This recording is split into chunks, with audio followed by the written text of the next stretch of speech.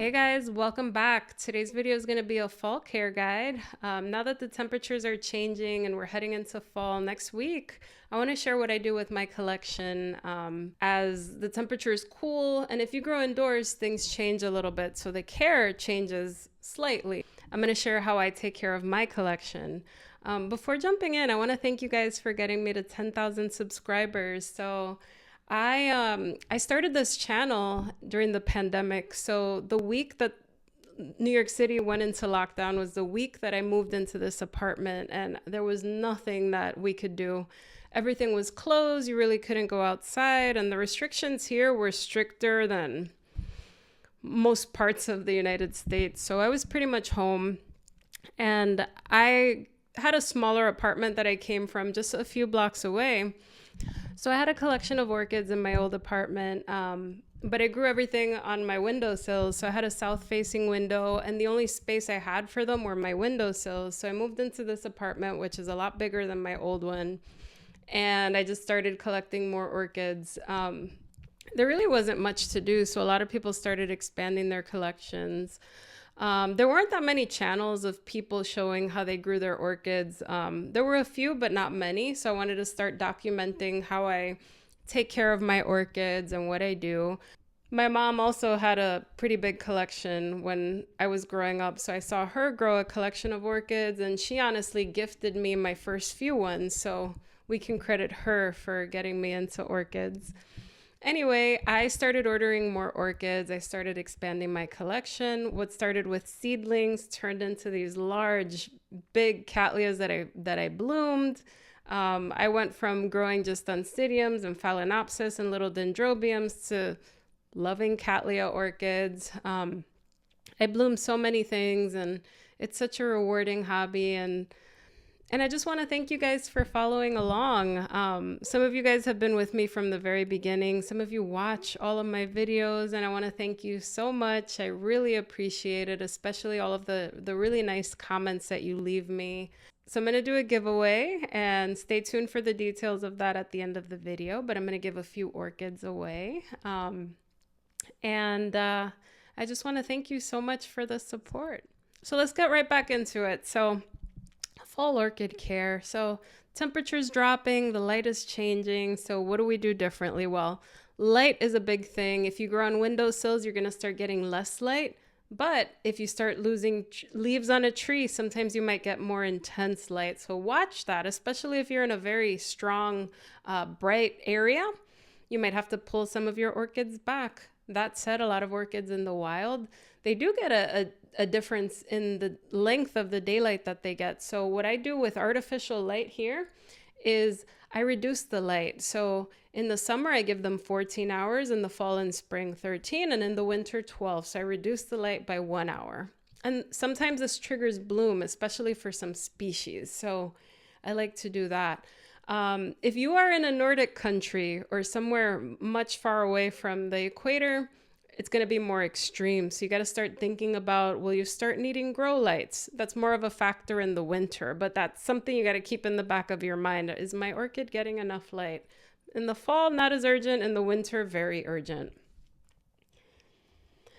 Okay, the temperatures are going to drop. So anything you have outside, you got to start thinking about bringing it in, especially if you're in the Northeast. We're going to start getting temperatures that start hitting the 40s very soon. It's been quite warm here. If you're in Florida, you're still going to have summer for a couple of months, so you're good. But if you're further up, if you're in Canada, if you grow outdoors, you got to start bringing things in.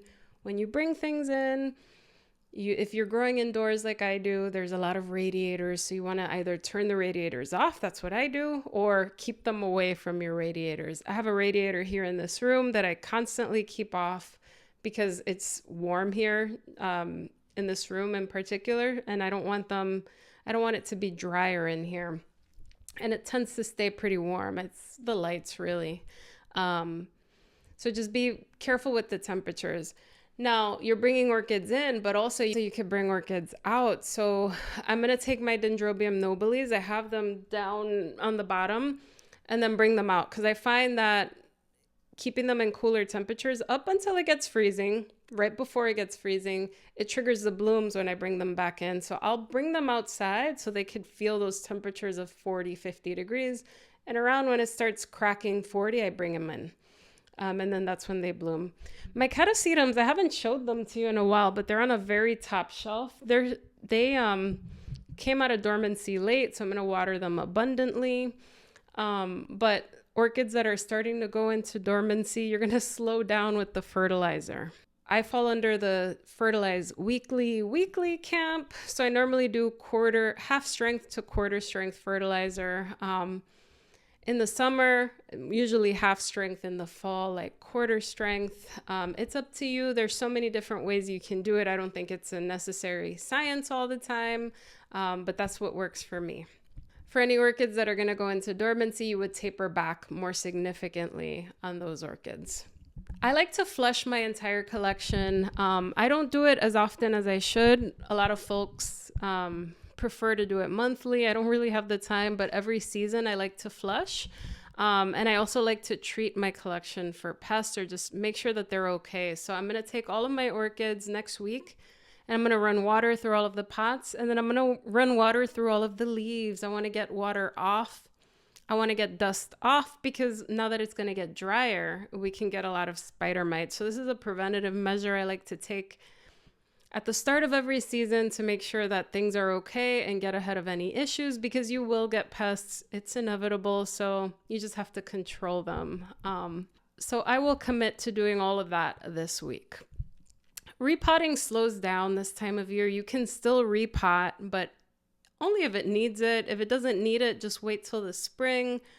I have a whole shelf of orchids that I have been staring at for 2 months. I did everything and left one shelf, and I cannot stop thinking about it. So I will repot that shelf of orchids next week, get it out of the way, clear my conscience, get it done. But if you don't need to repot something, it's okay to wait till the spring.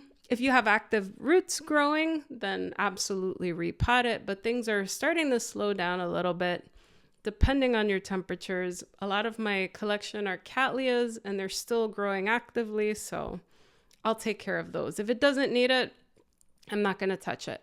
Watering. So watering becomes less of an issue because it's less hot, so things are going to dry slower. So in the summer, I'm watering like 3 times a week.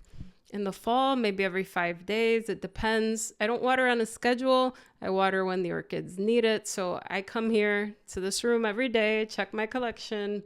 And that means that I'm watering my small pots that dry faster, more frequently when they're starting to dry or when they're fully dry.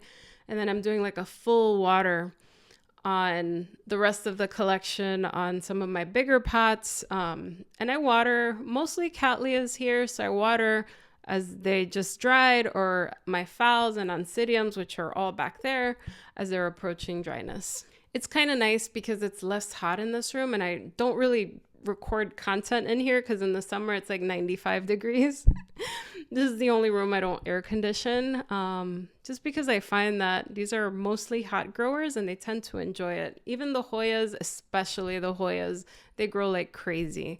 But we want to get the repotting done now before everything kind of slows down. And I noticed with the hoyas as well, they kind of slow down, so they don't really vine as quickly. So any repots, just get them done now. You want to keep air circulation going nice and strong. I have a fan here in the corner.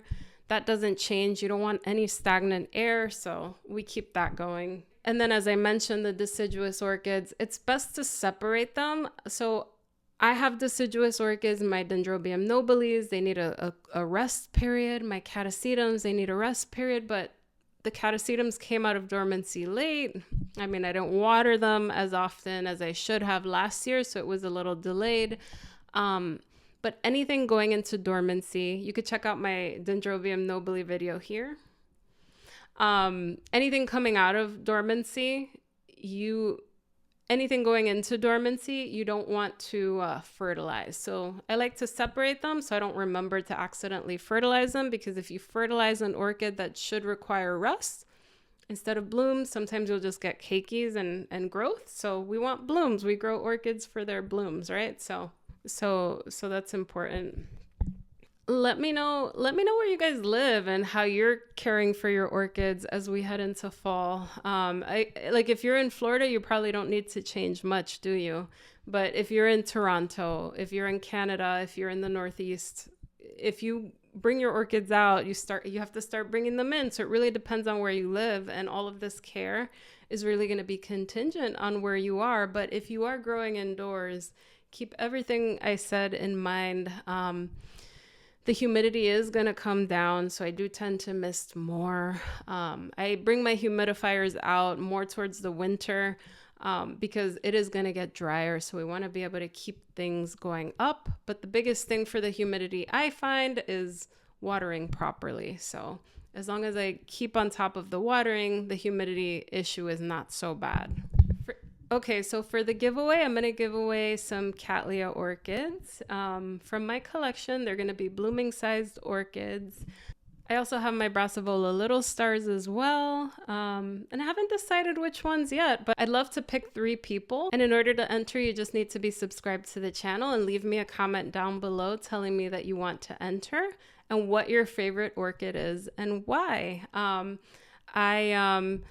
I know that not everybody in the channel lives in the United States, so I apologize if you're abroad, but this is open just to those in the US since there's restrictions to shipping plants outside of here. So please, US only. Let me know. Leave me a comment regardless, but let me know if you want to enter just by saying I'd like to enter, and I will randomly choose who the winner is by the end of the week. So I'll make another video. I'll probably get like a comment generator thing and then pick 3 people at random, and then whoever wins can email me, and I'll notify you through the comments. Then you can email me, and then I can get your details to send you these orchids.